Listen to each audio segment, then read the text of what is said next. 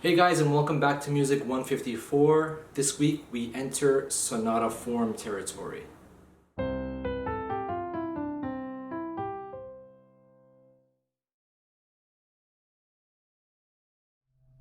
So this week we're going to focus on slow movement form, which is one of the movement types that would be found in a symphony or a piano sonata or a piece of chamber music. It's the one that has the most relationship with the da capo aria in the 18th century. And we're going to take a look at a piece by Haydn from the 1750s so we can get a sense of the origins of the sonata style as it transferred into instrumental music. So sonata form is a dramatic style of composition that borrows heavily from opera.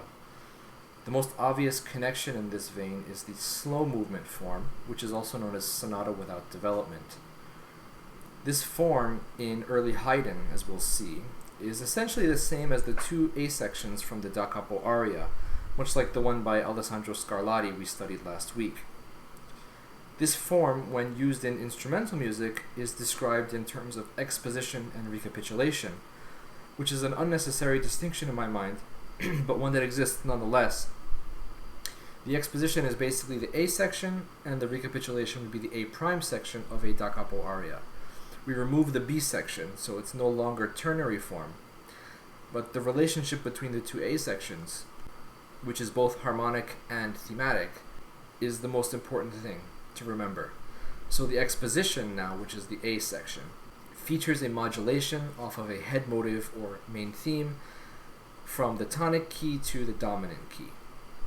And the recapitulation features the resolution off of that same motive from the dominant key to the tonic. Essentially, however, more than a form, sonata is a reference to dramatic techniques of musical expression in instrumental forms. Haydn, he's generally regarded as the first classical composer of the triumvirate Haydn, Mozart, and Beethoven. Haydn likely invented the string quartet. He was a pioneer in the genre of the symphony. He worked for much of his career at the Palace of Esterhazy, where he was promoted to Kapellmeister in 1766. And over the course of his wonderful career spanning many decades, he composed, among other things, opera oratorios, keyboard sonatas, concertos, and chamber music of various types. My research lately has had me focusing on Haydn's early career, however, in the 1750s, before he made it big, if you will. In those days, he was living in Vienna, working as a freelance composer, performer, and piano teacher. There are several connections to Italian opera from this period in Haydn's life. The first of which is he lived just above the poet Metastasio, who was the great librettist. Many of the operas from the 18th century are written to librettos by Metastasio. So this was a really important figure to be around in the 1750s. And he also, in those years, took an apprenticeship with the composer Nicola Porpora, who was a Neapolitan just like Alessandro Scarlatti. And Haydn famously said that he learned the true fundamentals of composition from Porpora when he was working with him. And another link to opera for Haydn, but one that happens a little earlier than his apprenticeship, is when he almost became a castrato. He had a very nice voice when he was in the choir school, and they were considering making him a castrato, and for whatever reason he didn't, and he went the route of composer instead. So there are many links in Haydn's early career to Italian opera, and I think that the influence of opera is evident in his music from this time period. Here's a quote from an early Haydn biographer. This biography came out in 1810, 1 year after Haydn died, and its author, Georg August Griesinger, visited Haydn when Haydn was an old man and was able to get anecdotes from Haydn about his life. One of the anecdotes was the origin of the string quartet,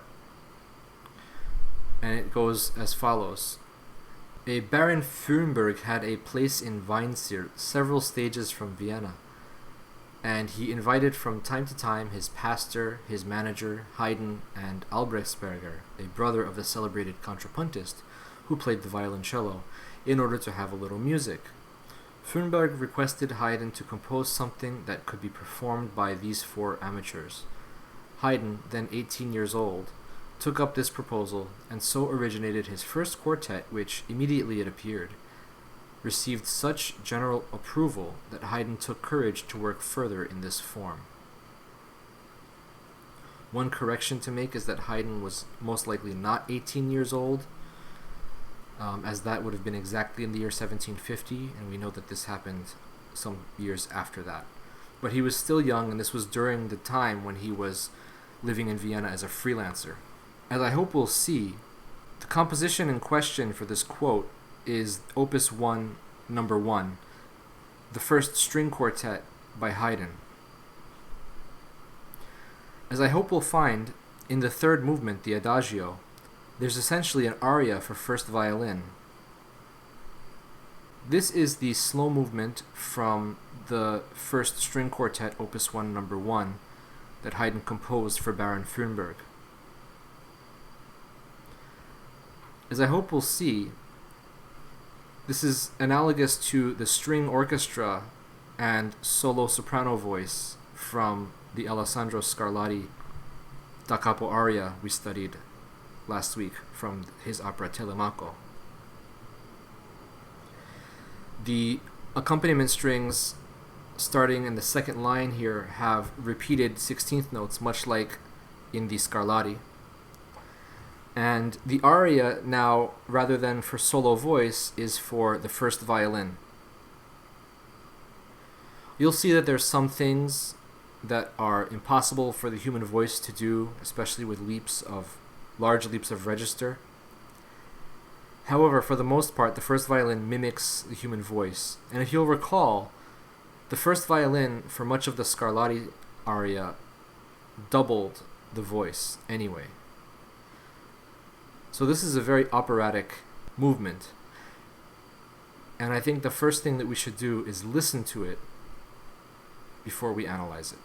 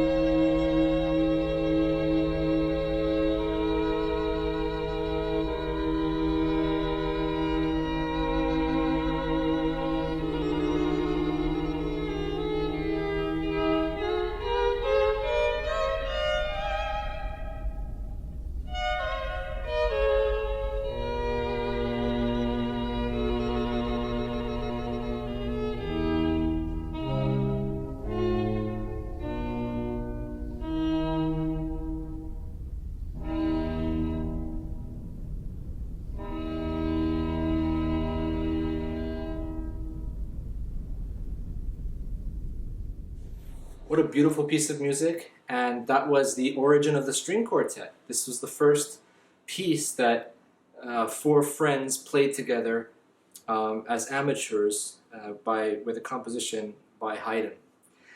So now that we heard the piece, let's go ahead and do some analysis. To analyze this movement, I just want to remind you that these dramatic forms, the aria, and then based off of that, the slow movement instrumental sonata form, are dramatized versions of the more regular type of phrasing that one would find in the smaller binary and ternary forms.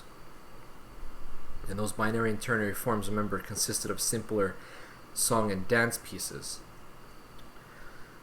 The way that the aria and the instrumental sonata dramatize these phrases is through use of chromatic harmony, especially through avoiding cadences, using register and dynamics and texture, and also through extending and repeating parts of phrases or musical ideas. So that's how they dramatize the form. Now getting to this piece, the first four measures are a slow introduction which frames the beginning of the movement. It's not actually part of the da capo form. The da capo aria form begins on the second line in measure 5. We'll call it the exposition because it's an instrumental composition. The first four measures constitute a phrase, however, so I'm going to mark it with a slur. And it ends with an imperfect authentic cadence in measure 4. Again, I'm going to mark off my ideas with brackets. The ideas are complete little musical thoughts, however, they do not feature cadences necessarily. So there we go, two ideas making up our opening phrase in the slow introduction. As we get to the beginning of the exposition itself, one of the things to remember going forward is that the first phrase will often be quite normative in a sonata. In other words, you'll have a cadence in the tonic, and the phrase itself will be more regularly constructed, maybe 2, 3, or 4 measures long. So in this case, we have 3 measures leading to an imperfect authentic cadence in the tonic in measure 7. Inside of that phrase, which I've marked off with my slur, I have my first idea and another idea leading to the cadence. My first idea I'm going to call motive X. That's important looking forwards in the form. Motive X for me is a quarter note and then going down the major triad in eighth notes. Okay, after our imperfect authentic cadence, the next phrase begins, and I'm using an incomplete slur because the phrase continues past this slide. Notice in my first idea, which I've bracketed off, there are A naturals throughout in the first violin and then again in the second violin and the viola.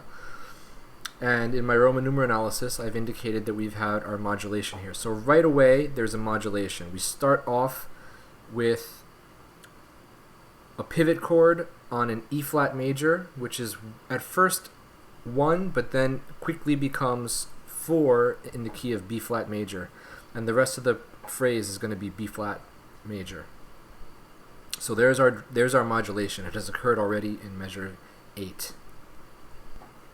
I want you to notice that on this slide, I have only marked one potential half cadence in measure 14, the second line of music on the slide. However, that cadence has been evaded. And there is no cadential closure really at all in any of the music represented on this slide. And so our phrase is continuously going on. So I'm going to have incomplete slurs covering all of these systems of music. The moment of the evasion of the cadence is interesting.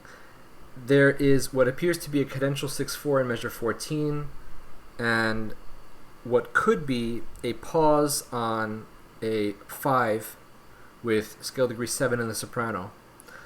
However, you can see that Haydn has the first violin play an E flat, making it a 5-7 chord, and then the crescendo in all 4 strings leads up to forte in the next measure.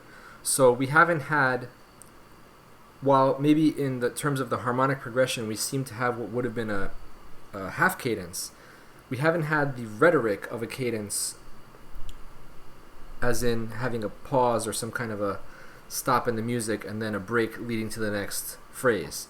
So our phrase is pushing on. Inside of this phrase, I'm going to mark off my ideas. So I see an idea in measure 10 and 11. On top of this 4 chord, you can see that we've got kind of an idea, a motive with 16th notes, 16th note rest and then 3 16th notes following that, right? And that motive is then repeated in the first violin in the next 2 measures. And then it's still going on, that same motive but a version of it, for half of a bar in measure 12, and then another half of a bar in measure 13. And then you can see that that same motive continues to lead off into what should be the cadence. So it's almost like a liquidation into a cadence. However, because of the evaded nature of the cadence, the idea pushes forward. So I've got my bracket extended.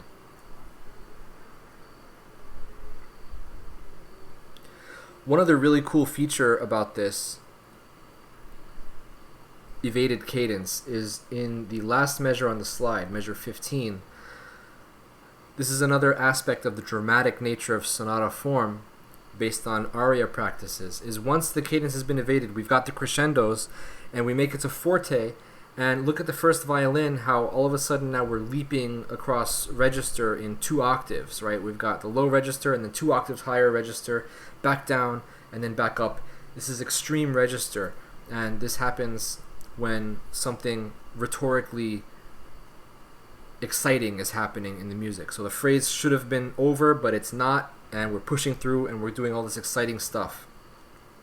Now on this slide, in measure 16, we finally have a PAC, and that is a PAC in the new key of B flat major, which is the dominant in relation to the overall major of E flat. Now, the cadence occurs in measure 16, however, there's another cadence right after that in measure 18, and so I'm going to put the end of the phrase in measure 18, because that's really where the music stops and the section concludes.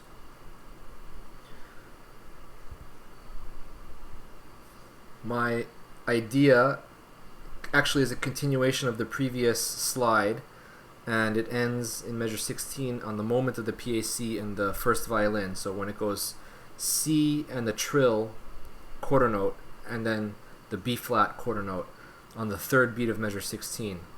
So that's the end of the idea, and then a new idea begins, picking up off of that, and then having a second cadence. And notice how the second time the cadence happens, it's also with a quarter note C and a trill, and then a quarter note B flat on the downbeat of measure 18.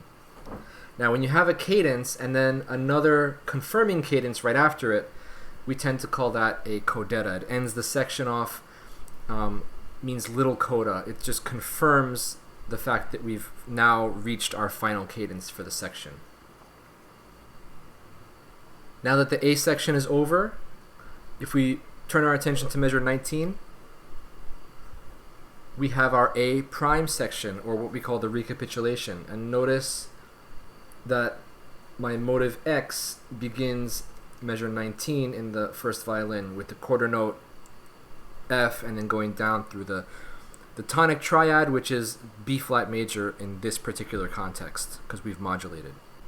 I actually don't have a cadence marked off for any of this music yet, so my slur is still continuing over onto the next slide, but I've got a couple of musical ideas which I'm going to mark off for you. And then there's my motive X, now presented first in the dominant. So what I want to really point out though is the harmony. If you notice, we start off in the dominant, which is the key where we left off after the modulation in the first A section. Now, when we start the A prime section, we're starting off in that key, and then the second measure, right away, we've got A flats, and we return back to the original tonic right away. One other thing that happens is in measure 21 and 22, we have D flats, because now the E flat tonic has become the applied dominant to the 4 chord.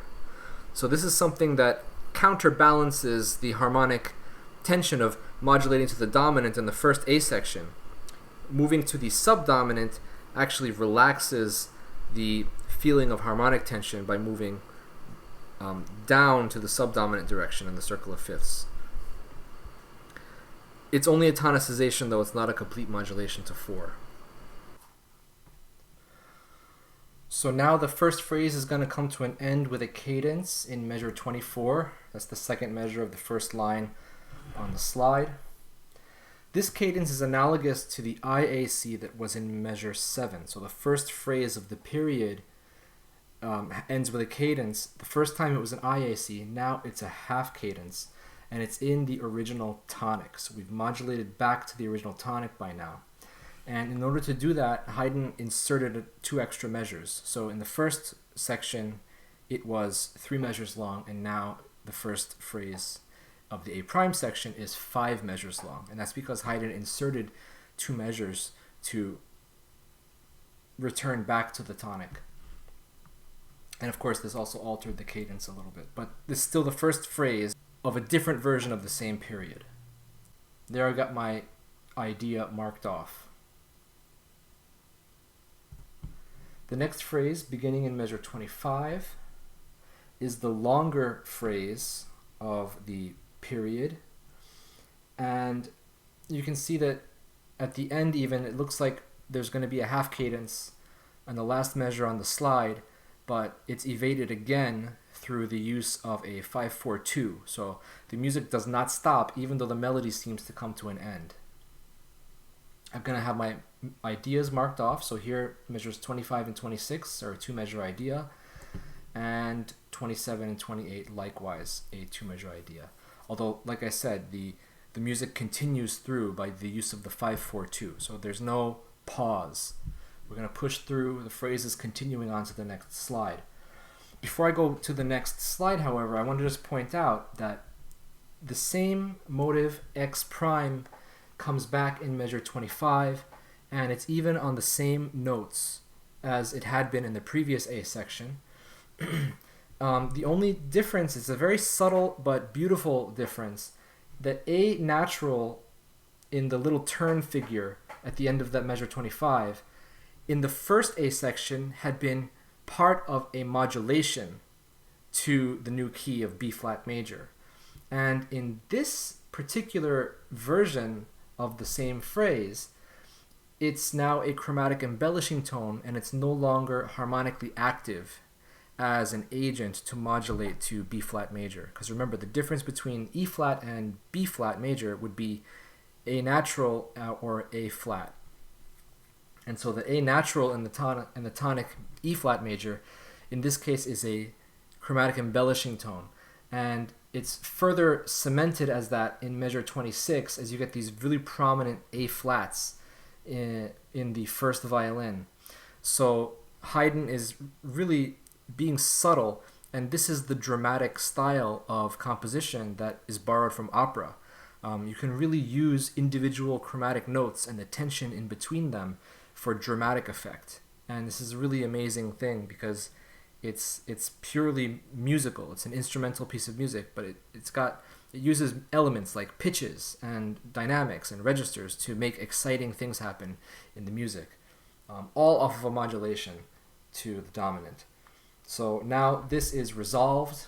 The A natural is no longer active as an agent of modulation. It's been rendered neutral, and the A flat takes over for the rest of the movement.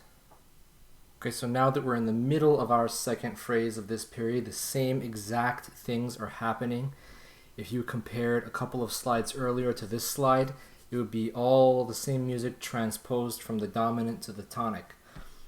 So there are no cadences here. In fact, in measure 33, there's the exact same attempted half cadence, but then the evasion of that by converting the dominant chord into the 5/7, with the crescendo into the forte of the next part. And even the first violin has the same extreme register jumps between the parts. So it's literally the same music. So for that, I'm going to have my slur go across this whole thing, and there's no stop yet. There has not been a cadence yet. The only thing is different is in measure 29, let's say this idea here, previously had been the inversion of that. It had been going upwards, and now it's going down, and then the same thing is happening down instead of up in this one. So the direction has changed, but the motive is the same and the harmonies are all the same. Now the same idea happens just for half of a measure, and then another half of a measure, and then a liquidation into the attempted cadence, but no, we've pushed on through. So it's the same rhetoric as the previous part. And also, as in the previous section, we've got two PACs. The first one happens in measure 35, and then right after it we have a little codetta and the PAC in measure 37. So my phrase mark, I'm just going to go to the second PAC because it's kind of like that's where the conclusion of the A prime section is. And I'll mark off my little phrase ideas here. Sorry, not my phrase ideas, my ideas. And we've ended with our PAC in measure 37. Another interesting thing to note is that starting at the second half of measure 37, or even before that with the cello on the downbeat of measure 37, there's a recollection of that slow introduction that we had in the very beginning, the first four measures. And you'll recall that there was the idea that ended, now it would have ended in measure 38 on the A flat G in the first violin. And then the next idea was leading towards an imperfect authentic cadence. But this time you'll see what Haydn does. You can't end the whole piece on an imperfect authentic cadence. It's not conclusive enough.